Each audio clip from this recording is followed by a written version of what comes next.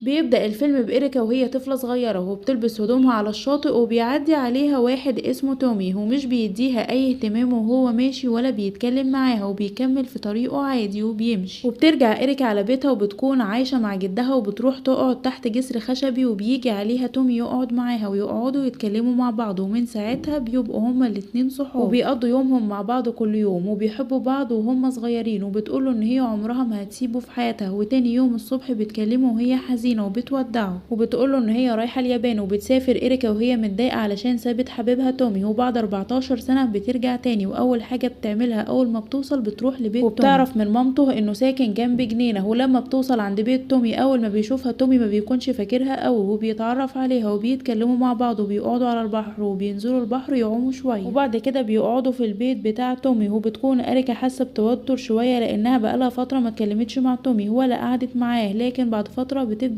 تاخد عليه وواحدة واحدة، وعلاقتهم بترجع تاني زي زمان وبيرجعوا يحبوا بعض اكتر من الاول. تعرف ان تومي ناشط سياسي ومش موافق على اخر مشروع نزلته الحكومة وهتعمله، لانها هتستخدم في المشروع ده اسماك معدلة وراثيا، وهو بيرفض الحاجات اللي زي دي لان الحاجات دي بتبقى مدمرة للصحة وهتجيب امراض للناس. وبتركب معاه العربية وبتنزل علشان تعمل بيبيها علشان اتزنقت زي ما الناس بيتزنقوا. ولما بترجع بتتصدم لما بتلاقي تومي واقع على الارض وحد مخلص عليه، وبتكون قاعدة مصدومة. وبعد مرور الايام بترجع لبيت تومي وبتقول لوالدته ان هي ممكن ترجع تومي تاني عن طريق انها تعمل منه نسخة عن طريق استخراج الحمض النووي بتاعه وتزرعه في الرحم بتاعها. لكن ام تومي بترفض وما بتكونش موافقة على حاجة زي دي. لكن ابو تومي بيروح لها من ورا ام تومي وبيقول لها ان هو اللي هيجيب ليها العينة وهيخليها تقضي شهور الحمل في البيت اللي على الشاطئ علشان محدش ياخد باله من اللي هي هتعمله، وكمان علشان تومي كان بيحب البيت ده. وإريكا بتزرع العينة في الرحم بتاعها وبتولد قيصري، وبتيجي النسخة التانية من تومي بالظبط، وبتكون علاقتهم كويسة جدا مع بعض. وبيتعرف تومي الصغنن على بنت بتكون مستنسخة زيه، وبيبدأ تومي يحب البنت المستنسخة اللي زيه. واهل الاطفال المستنسخين بيكونوا عارفين ان إريكا عاوزة تعمل علاقة مع تومي لما يكبر، بس بيحذروها ان اللي هي هتعمله ده غلط. وبتخاف إريكا من كلامهم وبتقرر مع نفسها ان هي هتتعزل هي وتومي وتحتفل بعيد ميلاده. والايام بتعدي وبيكبر تومي وبيكون معاه صاحبته مونيكا. وإريكا لما بتدخل عليه بيبقى واضح عليها جدا ان هي غيرانة لما بتلاقيه عامل جو شاعري مع صاحبته مونيكا، وبتغير عليه اكتر واكتر وبتمشي وتسيب المكان. وفي يوم من الايام تومي كان نايم وبتدخل جنبه مامته إريكا وبتحاول تعمل معاه عسل بالقشطة، وهو بيكون فاكرها صاحبته مونيكا، لكن لما بيعرف انها مامته إريكا بيوقف على طول اللي كان بيعمله. وبتدخل عليه مونيكا صاحبته وبتعمل معاه عسل بالقشطة، وإريكا امه بتكون شايفاهم وعاملة نفسها نايمة. وبمرور الوقت بتحس إريكا بانجذاب ناحية تومي، وهو كمان بيحس بنفس الاحساس ده. وبيكون تومي مستغرب من اللي امه بتعمله معاه. وفي يوم بتروح مامة تومي الحقيقية بتروح بيت إريكا وبتشوف النسخة بتاعة ابنها وبتتصدم وبتكون مش قادرة تتكلم ولا قادرة تنطق اي كلمة، وبتاخد بعضها وبتمشي من المكان. وبيستغرب تومي من الموقف وبيكون عاوز يعرف سر الست دي، وبيسأل مامته هي مين. لكن بعد تفكير كتير إريكا بتعترف ليه وبتقوله ان دي تبقى امه الحقيقية، وبتوريه صور تومي الاصلي وصور اهله الحقيقيين. اما تومي ما بيكونش مصدق نفسه، ومن الصدمة والغضب بيكون تومي مش طبيعي وبينزل ضرب في إريكا. وبعد كده بيعمل معاها عسل بالقشطة، وبتكون ساعتها إريكا مبسوطة علشان عملت اللي هي عايزاه. تومي بيقرر انه يمشي ويسيب البيت، لكن بيشكر إريكا ان هي ربته على الحياة اللي عاشها معاها. وبعد فترة بنكتشف ان إريكا بتكون حامل من تومي المستنسخ، وبيخلص الفيلم على كده.